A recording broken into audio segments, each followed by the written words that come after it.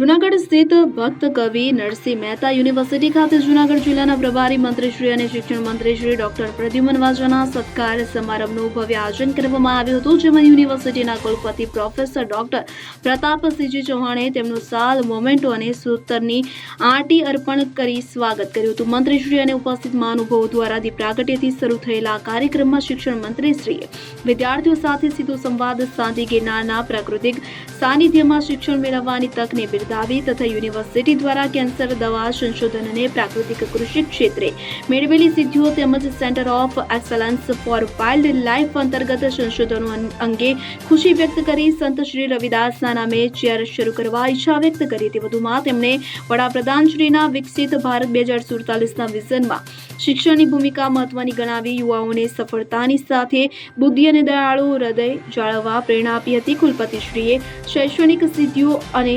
University માળખાકીય જરૂરિયાતો અંગે મંત્રીશ્રીને અવગત કર્યા હતા, જે બાદ કેમ્પસમાં વૃક્ષારોપણ કરવામાં આવ્યું અને આ પ્રસંગે સેનેટરી સભ્યો, કુલ સચિવ શ્રી આરજી પરમાર, ફેકલ્ટી સભ્યો અને મોટી સંખ્યામાં વિદ્યાર્થીઓ ઉપસ્થિત રહ્યા હતા. આજ રોજ જૂનાગઢના પ્રવાસ દરમિયાન ભક્ત કવિ નરસિંહ મહેતા યુનિવર્સિટી જે ખૂબ જ આ ગરવી ગિરનારની ગોદમાં અને પ્રાકૃતિક સૌંદર્યની વચ્ચે નિર્માણ પામી રહી છે, ત્યારે પરિસરની મુલાકાતે આવેલો હતો. પરિસરની મુલાકાતે મારી સાથે વાઇસ ચાન્સલર શ્રી પ્રતાપસિંહજી અને રજિસ્ટ્રાર શ્રી પરમાર સાહેબ અને અન્ય સ્ટાફ મેમ્બરોએ પરિસરની મુલાકાત લીધી. જે 7 નવા ભવનો ચાલુ થવાના છે એનું પરીક્ષણ કર્યું.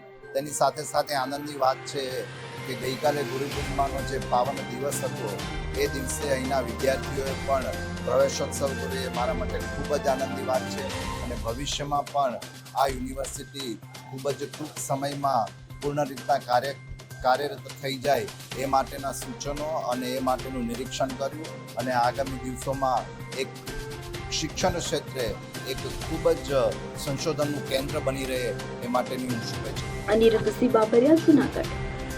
હવે જુઓ દેશ દુનિયાની તમામ ખબરો તમારી આંગળીના ટેરવે.